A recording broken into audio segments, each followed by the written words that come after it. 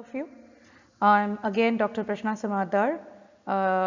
Today I'll be delivering the topic of immigration law on travel document and relevance of passport in immigration. So as per the prerequisites are concerned, they are the same as the first slide was, because all the major legislations and international instruments are same. So the basic instruments which are required to understand the concept of passport in Indian context are the Indian Constitution, certain articles of Indian Constitution, Passport Act 1920, Citizenship Act, Immigration Expulsion from Assam Act 1950, because it also deals with some of the special permissions while people are allowed to enter into India without having legal travel documents also. And then Immigration Carriers Liability Act 2000 and Passport Amendment Act 2015. So this particular slide deals with these major objectives, like to understand the basic concept of passport, to understand the relevance of having travel documents, because of course passport is something which every one of us know is one of the basic travel documents. When we need to travel from one country to another, we need to have certain travel documents which makes us a legal entrant in a particular country, or whenever we are crossing our border and going to some other foreign country, we need to have those documents so as to we can come back to our country safely. So we need to understand that why we need all of these travel documents, why without all of these documents we can't make a legalized movement from one place to another. Then to realize the contextuality of the legalized movement, because as I have said just in the previous objective, that there is something called legalized movement and there is something called unlegalized or illegalized movement rather. So when we are talking about a particular movement from one place to another place, basically from one country to another country, when we are crossing the borders, then we need to understand that the movement should be legalized, and movement can only be legalized when it is accompanied with legal travel documents. So that is needed to understand that what is the contextuality of legal movement and what can happen in case the movement is not legal in nature prima facie, or while entering into the domain or looking deep into a particular case study, what happens in case the travel is not properly legalized. Then the next objective is to understand the necessity of passport and visa, because from the days when we have gained our consciousness, we might be knowing that there is something called passport and visa. But very commonly people make a mistake. They don't understand what is the thin line difference between passport and visa, or for what purpose passports and visas are used, and or is there any difference at all which is existing between passport and visa. So that is also needed to understand that why passport is given and why visas are issued, and what are the basic objectives because of which these two instruments are issued. Then the next is to understand the positionality of passport in Indian legislation. Of course, we are dealing with India at the end.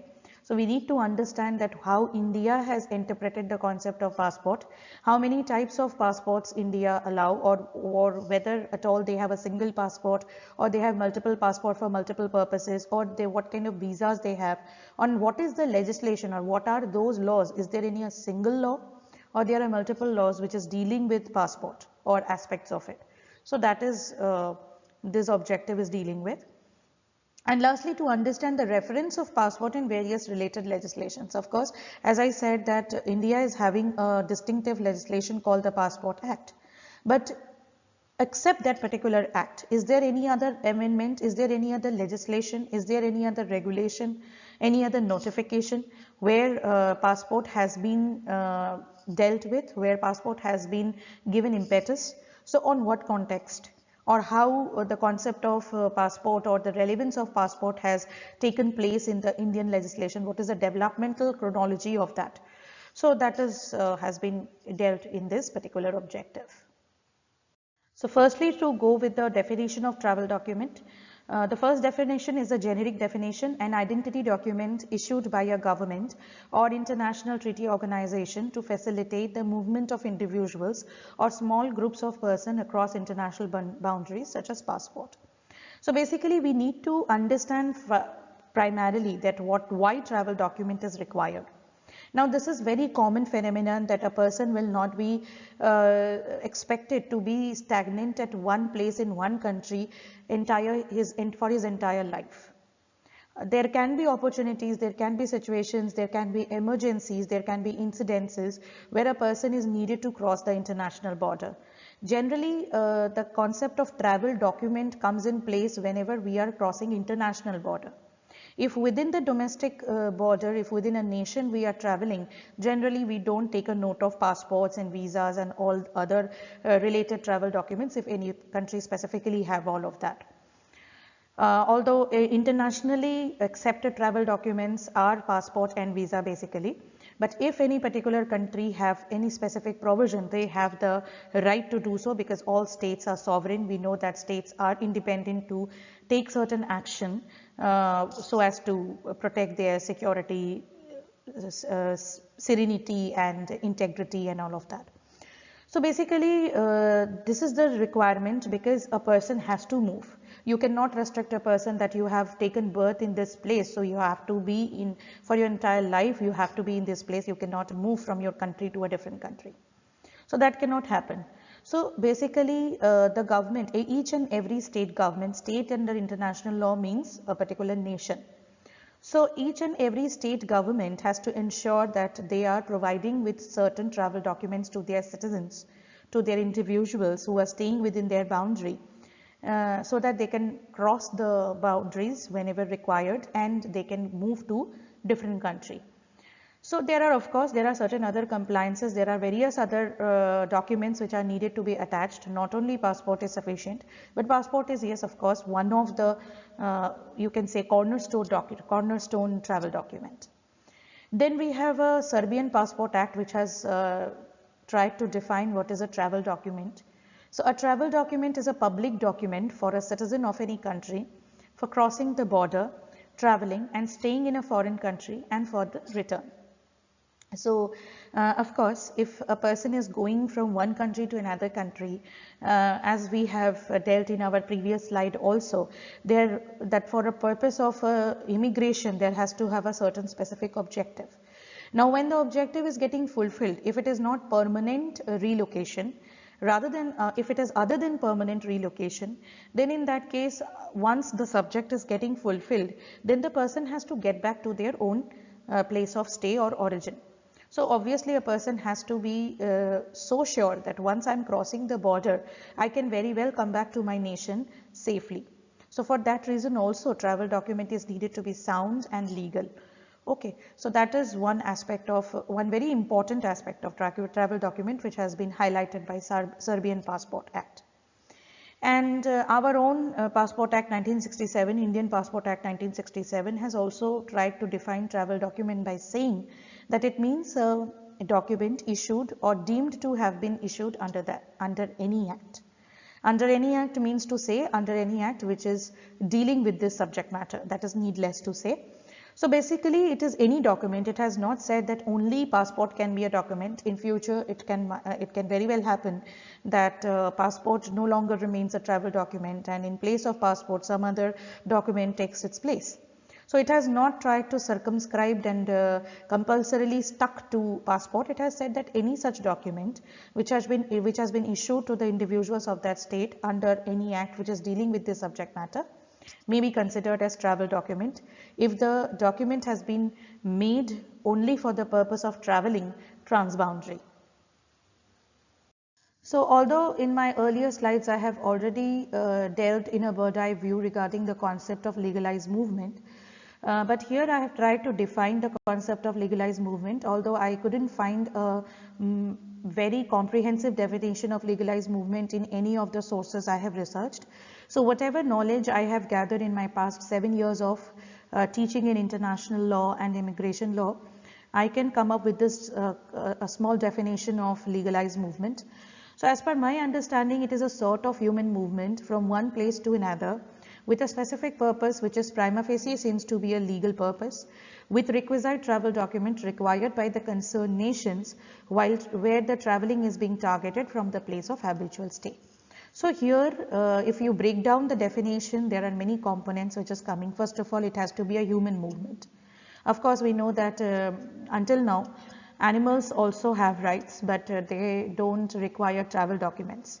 They don't require passport, they don't require visa.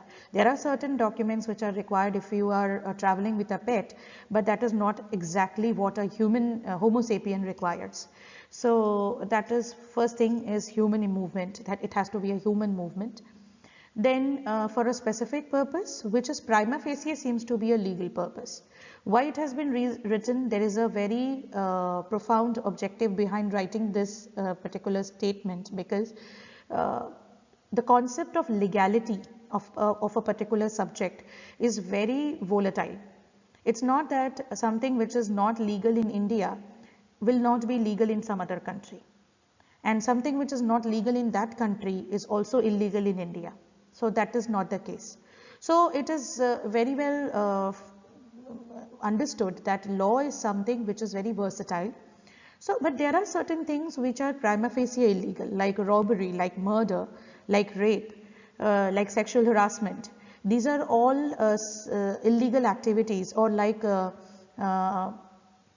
trafficking, whether it's human trafficking or it's animal trafficking or drug trafficking, any sort of trafficking. There are most of the nations around the globe consider these kind of activities as illegal activities. So that's why it is written prima facie seems to be legal purpose. So the purpose should not be attached with any sort of illegality which seems to be prima facie illegal. That should not be the basic objective of movement.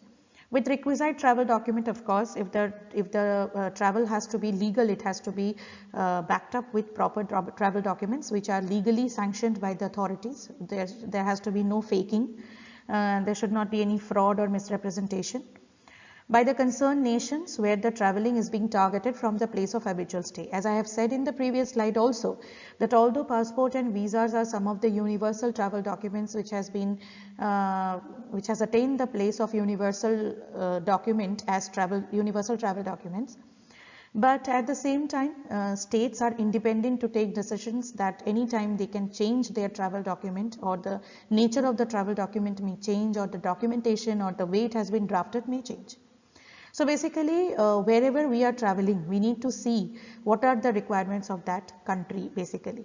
What are the prerequisites of the travel documents that particular nation has, and of course what is my nation demanding from my side, because as I have said in the previous slide also, that after the objective for which I am traveling to a foreign country, I have to get back to my nation. So in that during that time also I need to clear my immigration. So if I am not sound in my document while returning, so my own country may also stop or may create some problems. So as to avoid any such kind of issues, we need to see that to which country I am going and to which country I am residing, and the country I am residing, what are the requirements of that particular country also. So these are the basic tenets of legalized movement. So traveling with a valid travel document, motive with the related travel document of the movement. Why we are moving? We are moving just for being a tourist, or for education purpose, or for marital purpose, or after getting a job, or for going for higher studies. So the motive must be very clear, and obviously, as I have said earlier, it should not be illegal prima facie. Then the time period for which the travel document is valid. That is also a very, very important aspect, and why it is important, that would be understood in the later slides. But as of now, it is very important to understand that time period for which the visa is allowed is very important, because if you are overstaying the visa, then in most of the cases you turn to become an illegal immigrant, which in India also, if you overstay the visa for the time period for which your visa has been allowed, if you are coming here, then you can be termed as an illegal immigrant, and then very unlikely procedure may happen on you. So that should be avoided. then moving from one place to another where both the places are recognized by international community. That means both the places must be considered as nations. It's not that we are traveling to an unmanned island where which is not recognized under international law as any international territory. So in that case the travel document would be very vague, or rather in most of the cases one may end up not getting issued any travel document. Particular slide, I have tried to strike out the differences between visa and passport, because I know that although these two terms are very common and very general, and people may laugh that why anybody would be explaining to us that what is the difference between visa and passport, but at the same time we need to understand that when we are studying immigration law, we need to basically be very clear that what is the objective of passport and what is the objective of visa, and what are the differences between these two instruments. Because many a times what happens is when the terms become too general, we sometimes tends to use these terms as interchangeably, and we start taking it in that way that both of them are doing the same, serving the same purpose, but that is not the case. So basically a visa is an official permission that a certain country needs to grant a passport holder of another country before their visit to the former country. A visa is a temporary authorization for a passport holder to travel to a country other than the one he or she holds a passport of. So basically, okay, let me complete the visa definition also. A passport definition is generally a legal document issued by a country to their citizen for the purpose of allowing them to travel across the boundaries after scrutinizing some requirements as the concerned authority deems fit. So basically, suppose I am an Indian. When I have become a major and there are certain other criteria which is needed to be fulfilled if I have to apply for a passport, Indian passport. So now suppose I have applied for an Indian passport, and then I am in need of going to some other country. So when I am, suppose I want to go to US. So I need to go to the US embassy, and I need to take their permission that whether they will be allowing me to their country or not. So in spite of the fact that I have been issued an Indian passport from the Indian government, that is their permission to me, that I as an Indian citizen can go outside the country and can come back when my objective for going outside is fulfilled. But at the same time, the country to which I am traveling also need to sanction me the permission that they are allowing me to enter into their state. So that permission is visa. And so in the visa, the entire purpose becomes very specific, because there are various categories of visa like tourist visa, student visa, working visa. So there it becomes very clear that the purpose for which you are going to that particular country. So this is the basic difference between visa and passport. It does not mean that if you have visa, impromptu you get the authority to travel into the country. You need to if you have passport, you impromptu get the authority to travel into the foreign country, and without passport you can never get visa. So passport without visa is possible, because in that case if you have a passport, you are not traveling anywhere, you don't require any visa. But visa without passport is not possible, because if you are traveling anywhere, then only you require visa. And of course if you require visa, that means you need to have passport to travel into a foreign country. So there are certain basic differences which I have highlighted here and which I have already explained also. So that is the all which I have covered in this slide. Now, as I have said earlier also, because we are in India, we need to understand the Indian context of passport and the rules and regulation acts and other legal instruments which deals with passport. So the British Indian passport was the basic first passport when we were colonized. So we were British Indians. So the kind of passport, the travel document which used to be issued to us by the Queen was British Indian passport. Then in 1920 we had legislation which was basically solely dedicated for Indian citizens. Obviously even at that time also we were British Indians, but for the purpose of India and for the purpose of Indians exclusively, this particular act was passed, and that legislation was named as Passport Entry into India Act 1920. But here chiefly immigration was dealt, emigration was not taken a part of it. So only people who are entering into India from some other country, they were covered under this act. Then we had Indian passport rules, because with every act there is an analogous rule which describes the requirements of certain travel documents or some other documents which are enclosed in definition of act. Then we had passport entry into India rules 1950. The main passport act 1920 got amended. In 1950 some of the new inclusions were made. And then the first passport act after independence, post independence, was Passport Act 1967. Then we had the rules, analogous rules of 1980. And then we have the amendment with regard to passport, because here we are dealing with immigration. We are not dealing with emigration. So here I have not included those legislation which deals with emigration in India. I have only included those legislation which deals exclusively with immigration in India. So then one of the recent amendment which has been made in this particular case of legislation was the 2000 amendment. But even in Passport Act there are been many later amendments which have taken place. So in the course of study obviously it will be clear to all of us. So as I said in the previous slide that 1920 Passport Act was one of its own kind, first time Passport Act, which was dedicated for Indian perspective. So it was a British India passport. It used to issue travel documents to those who were subjects of British governed in India by birth or by naturalization. Both were the kind of the citizenship which were allowed under British India. And if they want to, if they are going to Britain and if they are going to United Kingdom or any other country and they need to come back, so how they will be doing all this kind of traveling. So for that purpose this particular act was enunciated. Here I have given the detailed analysis of the two acts, 1920 Act and 1967 Act. What was exclusively defined in 1920 Act and has not been defined in 1967 Act, and vice versa. So here we can see that the definition of the entry was defined primarily in 1920 Act. So it means entry by water, land or air. Through any source you are entering into India, you have to enter with a proper travel document. Departure was not defined because emigration was not covered, as I said earlier.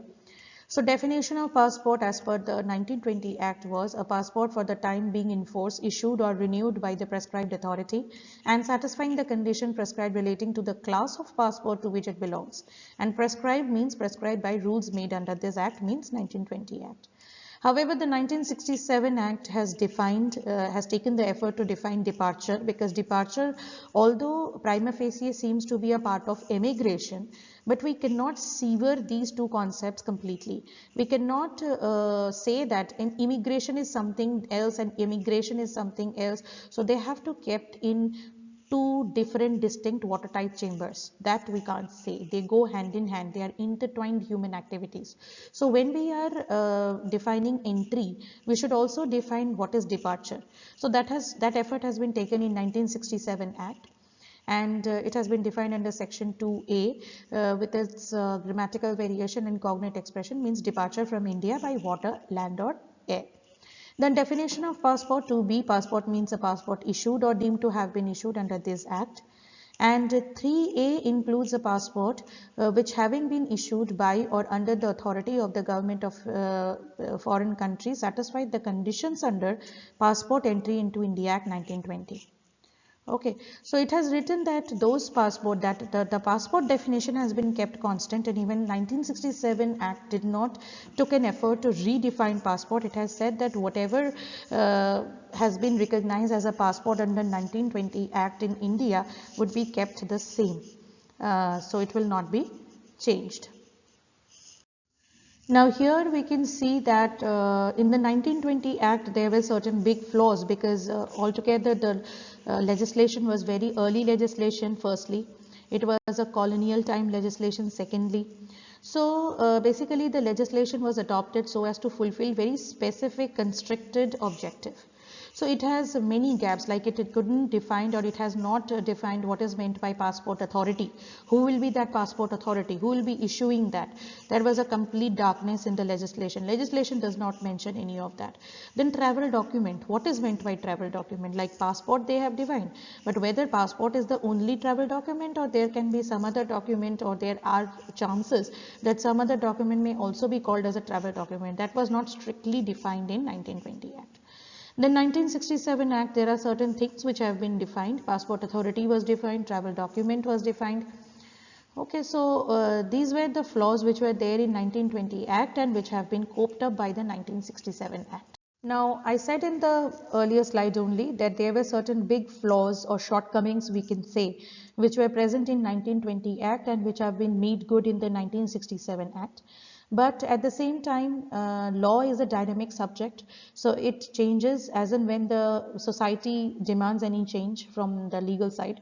So obviously, this slide deals with some of the major changes which were there being done in the chronology with time. So I would not take much time because it is clearly readable, and the different colors means different thing, like shall be punishable with imprisonment for a term which may be extended to 3 months, or with or without fine.